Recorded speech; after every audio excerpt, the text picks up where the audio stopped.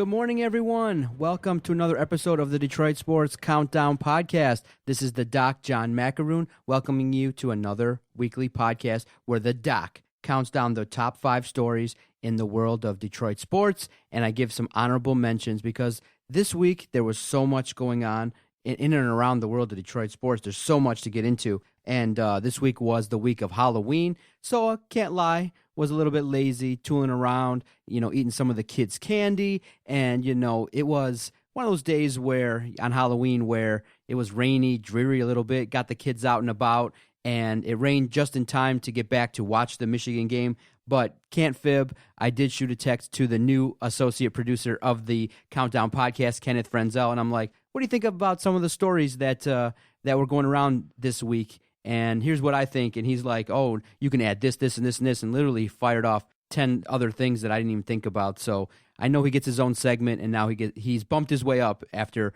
5 episodes. This is the fifth week of the Countdown Podcast. He has now earned himself an associate producer title. I know he'll like that when he hears this. So let's jump right in. Here are some Kenny Frenzel honorable mentions, some stories that have made the rounds, but in the end don't make the top 5 ranking list according to the doc. One honorable mention, Jody Meeks for the Pistons got an injury again. I mean, once we signed him, we expected him to be a guy that we could count on to be an outside shooting presence, but Jody Meeks just hasn't been able to be a solid contributor because he's often injured, and now he's got a significant foot injury. He's going to be out for a significant period of time, and hopefully the Pistons don't miss a beat because they've started off this season great. And if you stay tuned later on in this podcast, the Pistons' hot start may make the top 5. I'm pretty sure it might be high up on the list, so stay tuned for the top 5. But Jody Meeks, early injury, going to be out for a long time, honorable mention. Another honorable mention, the Detroit Red Wings. Each and every week, we've talked about their struggles a little bit. They finally got a great win in offensive performance versus Ottawa. That first game at home wasn't that great. A lot of people were there kind of talking like, man, we're starting to see some of the struggles in terms of, lack of consistency shooting, not putting the puck in the net. But then they rebounded the Red Wings played a home-and-home series versus Ottawa, where the first game was at the Joe, and Saturday night's game was in Ottawa, and they played a great game, finally lit the lamp, and got a well-deserved 2 points. The Red Wings, you got to keep an eye on them because, they have a new head coach. They got some injured players. We're looking at lines that are being shuffled off and on. So we want to see what this team can do week in and week out. This week wasn't that great for the Red Wings, but it was nice to see them put the puck in the net and play a solid game versus Ottawa in a back-to-back. Sometimes in a back-to-back game, you don't get to see, the guys' legs are a little bit tired, but they were skating hard. They played a great game. And it turned out that we are able, with some consistent pressure, to put the puck in the net. So they make the honorable mention this week. And finally, before we get into the top 5 list ranked by the doc this week on the Detroit Sports Countdown Podcast, a couple news and notes that make the honorable mentions from the Detroit Tigers.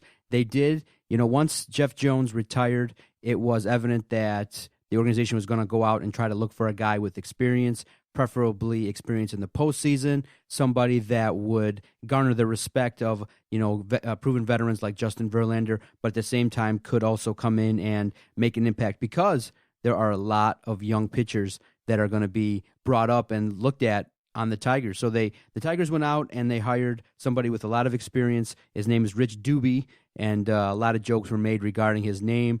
Everyone around town is expecting that he's going to come in and do a little bit better job than Jeff Jones did toward the tail end of his time here. The Tigers really are going to go out and get some starting pitching. They're going to look to revamp that bullpen. So it's imperative that this hire is going to be, fruitful for the Tigers because, like I said, the organization really needs the starting pitching to do a lot better. The organization needs the bullpen to really step it up and really basically reconstruct how the Tigers are going to use the pitchers in the later innings. And the pitching coach is someone that is very vital in spring training in terms of, observing what the pitchers are doing, making sure that their mechanics are on point, making sure that the pitchers know what is expected of them in terms of the game plan and things like that in terms of helping out. So a guy like Rich Doobie's got a strong background with developing major league talent. I think he's a good hire. I know some people out there might have thought that there might have been others out there that could have done a little bit better or had a little bit more cachet and things like that. But I do think it's going to be a good hire. Once the search went out, I think he became the clear choice, and now we wait and see how the pitching staff responds to Rich Doobie. And finally, great news. It was announced that Daniel Norris is now cancer-free, and that's all great news. I know right at the end of the year, it was kind of a little bit surprising and shocking that he came out and told everybody that he had thyroid cancer, that it came back, that the Tigers organization knew about it prior to trading him, and that he was undergoing treatments for it and things like that. So it's great to hear earlier in the week that he came out and said that he's cancer-free. He's going to be able to resume off-season training rather shortly, and he can come back and be the guy that we expected, because we traded a lot for him. You know, when you trade David Price and you get back a Daniel Norris, he's going to be the centerpiece of the future, and he's going to be a guy that we need to come in and do some things rather quickly. And I know he's still a young developing arm, but he showed us some promise his first couple of starts, but then he tailed off a little bit towards the end. All right, the number 5 story. It came across, and I know a lot of people will say, well, it's not really news. It needed to happen a long time ago. But it came out that the Silverdome coming up is going to be demolished. It was left in pieces, torn up. It was really a blighted situation. I mean, you had guys from, I believe, Red Bull or some, extreme sports go up there and take videos, and it really was disappointing how the Silverdome was treated and looked for the last couple of years. It just became an eyesore for the city of Pontiac and for everyone involved. And everyone thought that, well, wow, these new Greek developers are going to come in and maybe put more soccer events. They had one event. I mean, I think it was AC Milan versus, I can't even say it right, Panathinaikos from Greece. It was one event. It was a fun game. But in the end, they didn't do much with it. So people were looking like, wow, they really fleeced the city of Pontiac in terms of buying it on the cheap, didn't do much with it, and they just weren't able to really have that many more events outside of one soccer game, a couple boxing events, and it was one of those things where, why did the city of Pontiac allow the sale to happen on the cheap like that? People really got up in arms regarding the sale price, and then since then, why weren't they held accountable? Why weren't the owners, responsible for upkeeping? Instead, they were just allowed to come in here, buy the Silverdome, and really let it go to shreds, and it was really disappointing. I know a lot of great memories from the Silverdome don't involve the Lions. They involve outside events like the '94 World Cup.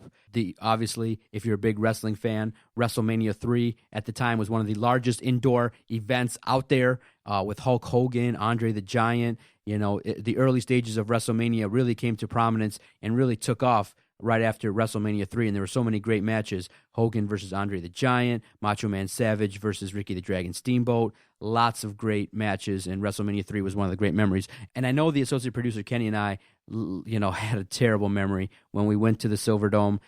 From time to time, we'd go to one game. Kenny would get like club level seats from either a family friend or things like that. He hooked it up, and he'd call his boy up and be like, let's go to the Silverdome. We'd be like, okay, let's go do it. We'd go, we'd watch a couple games, we'd sit up there, and you kind of got a little feel of the ambiance of the crowd with so many people. But then we were there when the Chicago Bears kicked the field goal, and that was a wrap. We were there when the Lions, all they needed to do was defeat the Bears, and Paul Ettinger kicked it, and we were sitting pretty close to where he kicked it, so we had an eye-level view, and it was like, no. All we needed was a victory.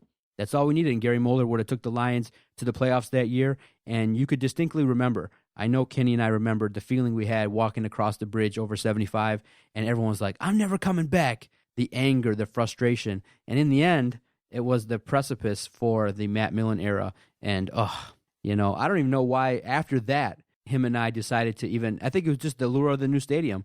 There's not too many times when you can watch your favorite football team enter into a new stadium and watch some games in a nice, new, accommodating, and the Ford Field's way better than the Silverdome.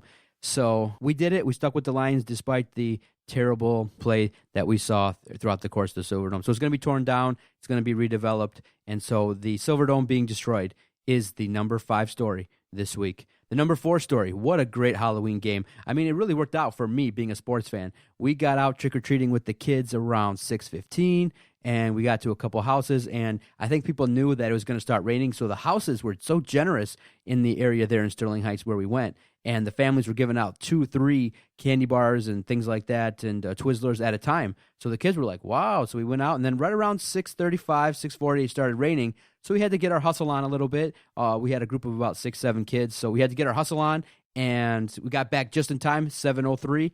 And what was upsetting for a lot of people, if you're waiting all day to watch a football game, was what the hell was going on with ESPN? Why the hell are we watching another football game when, you got the entire Midwest who doesn't care about, was it Oklahoma State and Texas Tech? Nobody cared. And the game, if you're a Michigan fan, I would have been pissed. You're sitting there waiting all day, and that's what they do. And it seemed like the last 5 minutes of that game on ESPN was taking forever. And Oklahoma State kept scoring. They had all the timeouts, in between the scoring and then the kickoff. It was like, what the hell's going on? It took forever. So I don't think they got to the game till around 7:20, 7:30.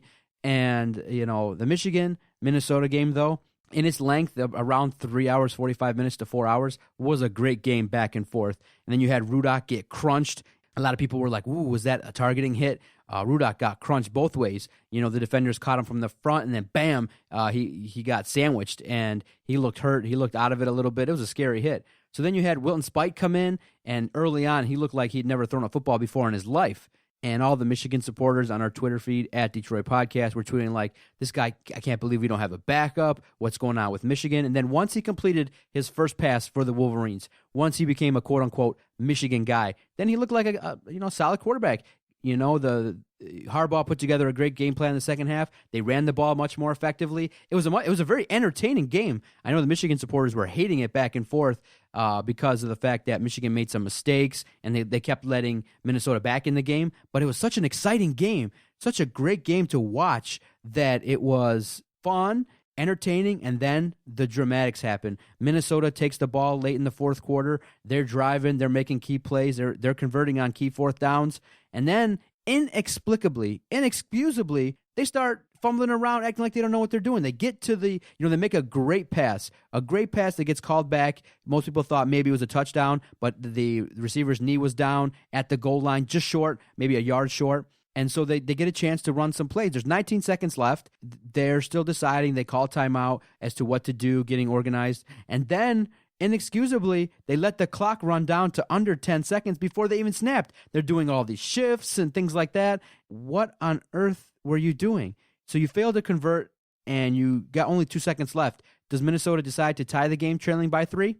Nope.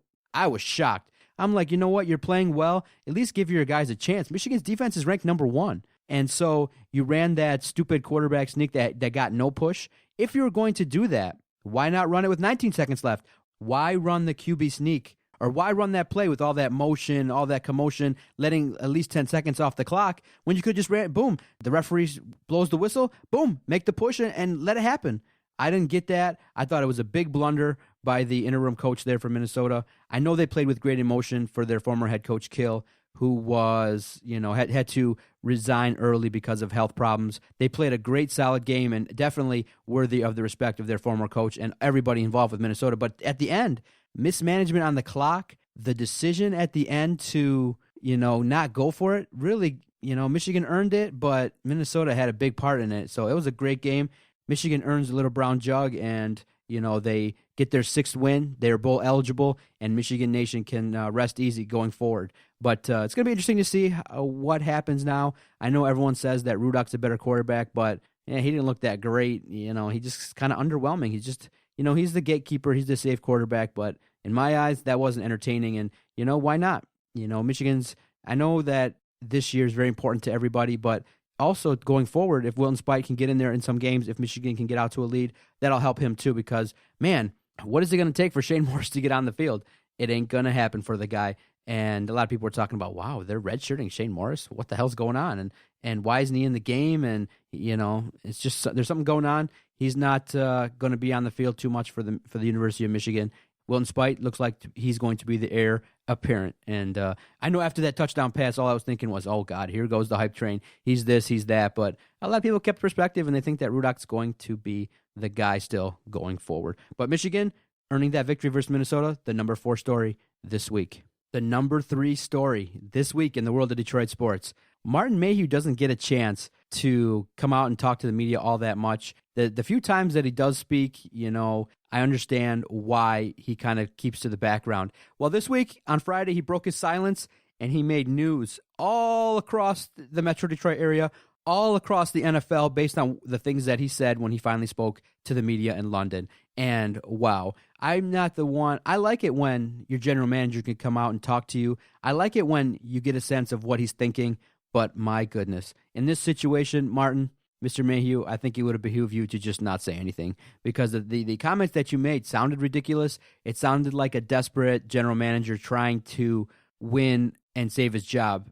It was such an eye-opening, jaw-dropping, press conference that he had, and there were so many things you can dig into, but the number 3 story this week is Martin Mayhew's comments regarding the Detroit Lions being buyers at the trade deadline. Now, just before he got into all that, he was saying things like, if the Lions had, 22 Matthew Staffords and Calvins, that the Lions would be much more competitive and be a championship level team. And he also said that he felt like Stafford had Hall of Fame numbers and he was our guy.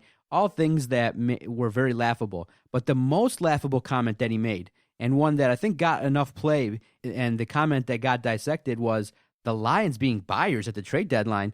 What is this, the Tigers? Since when do general managers talk about buying and selling? What, has he been reading the newspapers, too much regarding, when the Tigers were going through all that? Typically, NFL teams don't make big moves at the trade deadline, so that was kind of surprising in that, okay, let's look at what he's saying. He's going to then trade, draft picks from the Lions to get what? A backup offensive lineman that likely is going to get hurt? What if then, if you look at it, what if Martin Mayhew makes these deals and then he gets fired? You've now saddled the organization with 1 less draft pick or 2 less draft picks. And second, what on earth gives anybody any confidence that Martin Mayhew is going to go out there and get a guy on the cheap or steal a guy that's going to actually come in here and overproduce?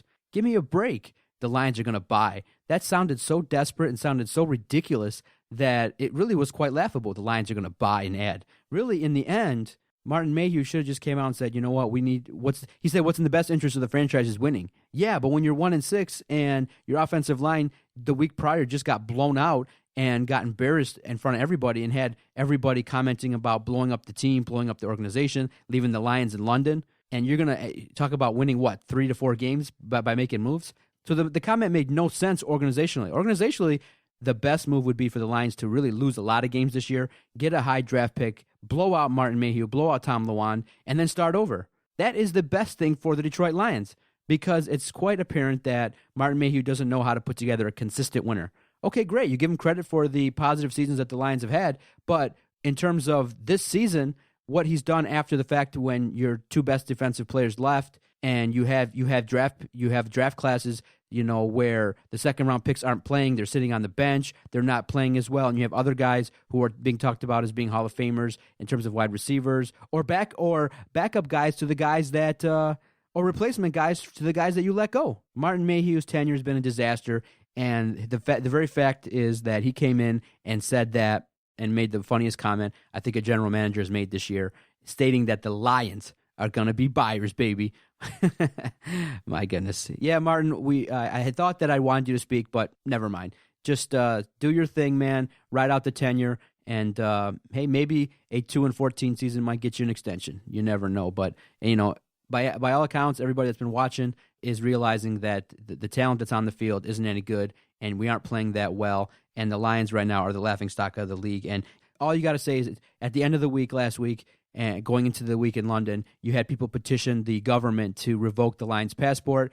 You got fans who are going and creating GoFundMe pages to raise money to buy the franchise. So it is what it is. The Lions are a laughingstock, and Martin Mayhew did not do much to relieve that, to change the perception that the Lions are a buffoonish organization. And his comments this week, coming out and talking to the media, are the number 3 ranked story. The number 2 ranked story, we're still talking about the Lions. Lots to talk about after the Lions were embarrassed by Minnesota. Not only the fact is that we lost the game, but the fact is we were embarrassed by Coach Zimmer and the Minnesota defensive staff. The Lions' offensive line was terrible. Matthew Stafford was not even able to step and make his drops before he was getting crunched.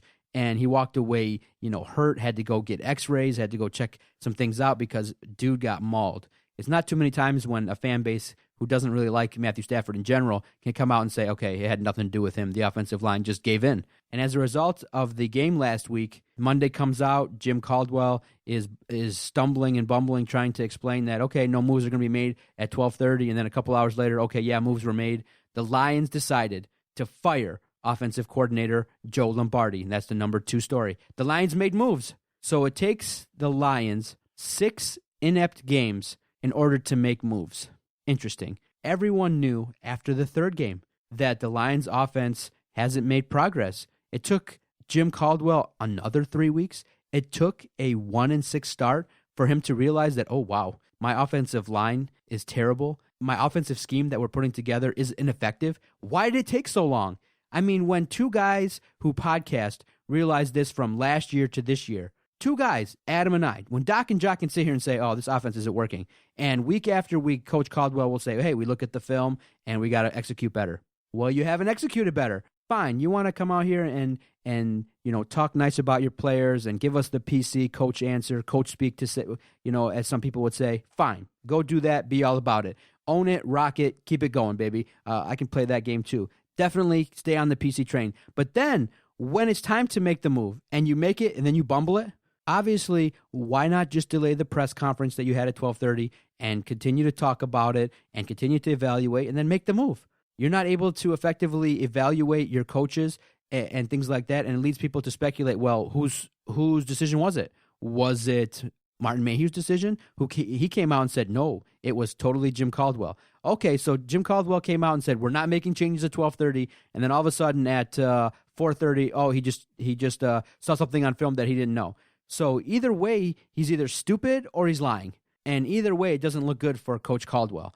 And so the handling of the decision to move on from the offensive line coach, some assistants, and offensive coordinator Joe Lombardi was terrible. It was handled terribly, and it just made the Lions look even worse. But it needed to be done. Finally, I mean, after that performance versus Minnesota, changes needed to be made. The Lions looked confused on the offensive line. They weren't able to effectively pass the ball because there were defensive players in Matthew Stafford's face crunching him. And the biggest indictment was a long 3rd down comes up, think 3rd and 13, and the Lions run a toss sweep. Totally embarrassing, totally, ridiculous. But in the end, and I talked to Adam about it, in the end, what choice did Joe Lombardi had? He could have called the play, but that could have been the play that knocked Matthew Stafford out of the game.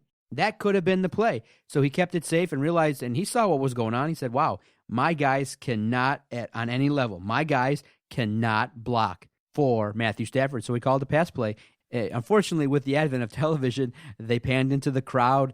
There were fans standing there going, what the hell are we watching? This is some bullshit right here. What the hell's going on? And everyone was upset. It was fodder for talk radio. It was embarrassing.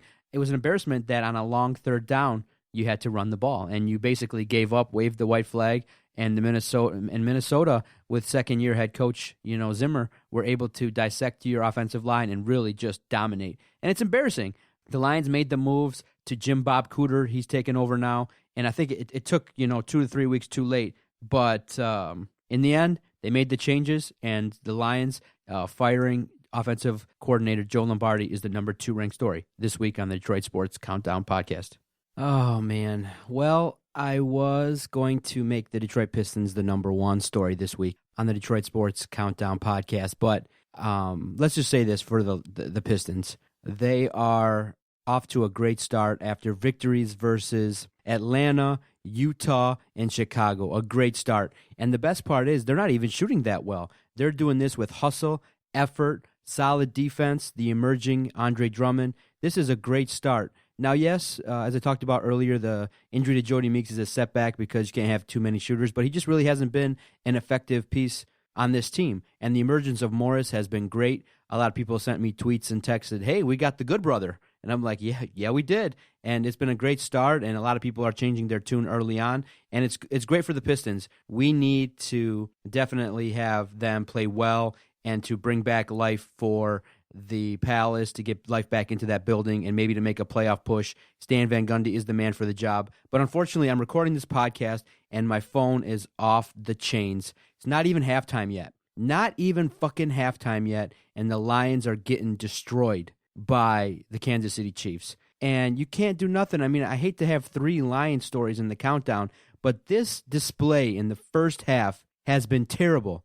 I can't even get through a simple podcast where I want to talk about some things that are going well with the Pistons. Can't even talk about the Pistons because the Lions are taking ineptness to a whole new level. They are playing terrible. They flew overseas in a national game. Everybody's watching this that got their ass up here in Detroit at 9:30 in the morning, got the extra hour of rest to sit there and watch this mess. It's a terrible display that we just saw, 24-3.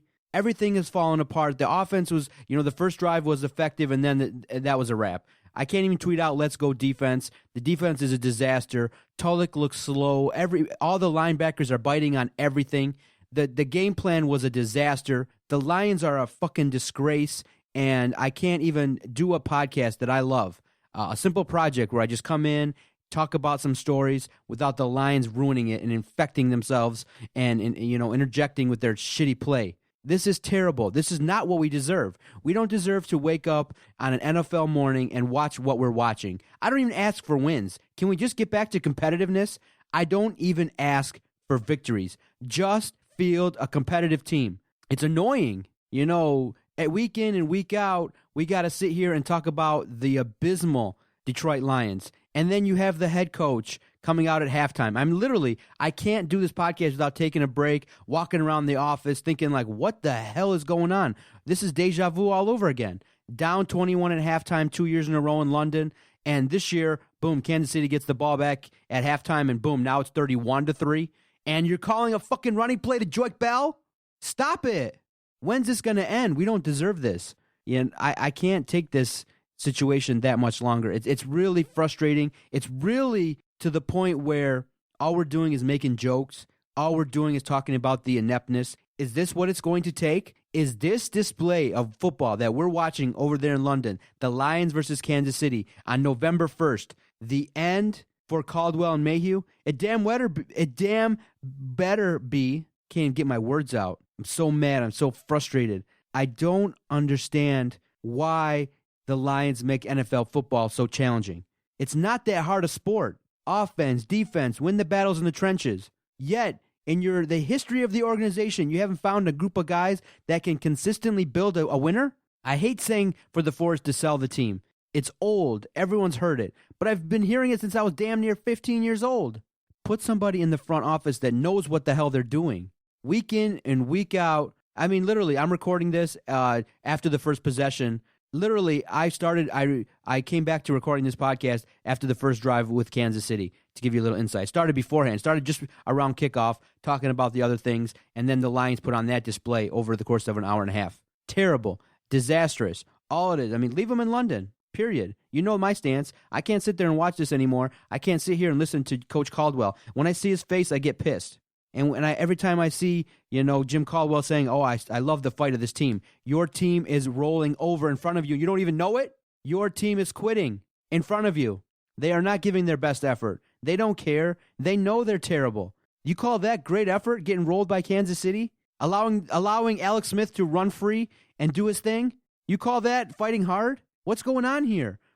Is Jim Caldwell living in the Twilight Zone? Is he not able to see what we're all seeing?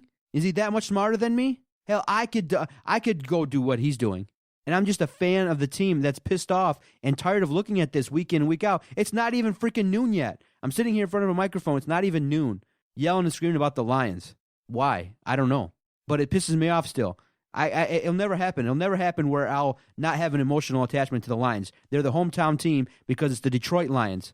But you guys are an embarrassment to the city, to the sport. And then everyone raves positively about the Lions.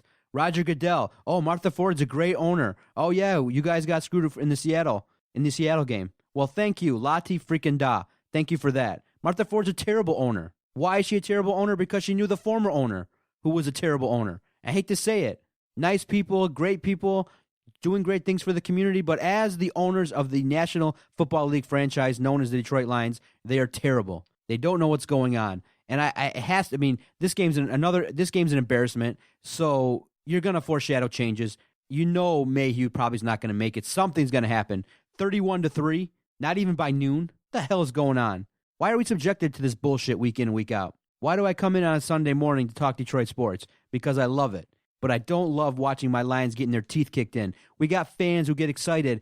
We got fans in London right now tweeting us saying this is garbage. They go down, they get there early, they show their support. I love it. Early in the morning, getting a sense of the vibe at Wembley Stadium, and they're subjected to this. They're subjected to the bullshit that's the Detroit Lions. 22 Matthew Staffords. Screw that. We aren't winning with him. He might be great. You know what? People might be pissed off if he wins the Super Bowl somewhere else. Give him the fucking chance. I mean, I don't understand. I'm a competitor. 8 years, you're with an organization, and you ain't going nowhere. Where's the trend? You like money that much? Damn, you damn near got 20, 30 million probably saved in the bank. Ask for a release. Do yourself a favor, Stafford and Calvin. Ask to get out of here. Go find some football success. Why would you stay here and deal with this mess? It's unfucking believable. It's terrible. What are you going to do? It's the Detroit Lions. That's what it is. So their ineptness is the number one story. I'm pissed off. Can't even talk into the microphone anymore. I'm just going to turn this off, put this out there, and call it a day. Damn Lions. Thank you for downloading another episode of the Detroit Sports Countdown podcast. Sorry, I'm just pissed off. I'm angry and frustrated that this is what we got to talk about for another 2 weeks because we got the bye week after this mess. End it all. Blow this thing up. It's not that hard. Caldwell, I don't want to hear you speak to me anymore. That's it. I'm never going to, that's it. That'll probably be, that comment, I believe we're fighting hard. I like that we're fighting hard. That was it. That's a wrap. I won't listen to anything else. Detroit Lions are a disgrace. See everybody next week. Thank you for listening. To review real fast the countdown, the number 5 story, the Silver Dome getting blown up. Number 4, the Michigan game, outstanding game on Halloween. Number 3, Martin Mayhew coming out and talking, ridiculous. Number 2, the Lions offensive line. 1A, the Pistons' great start. It's too bad that it's overshadowed by the number 1 story this week. The Detroit Lions, absolute abysmal organization, worst franchise probably in the history of sports. See everybody next week. Thank you for listening. Tell everybody there's a crazy guy who loves podcasting, does a weekly countdown podcast every week. Thank you for listening. Bye-bye.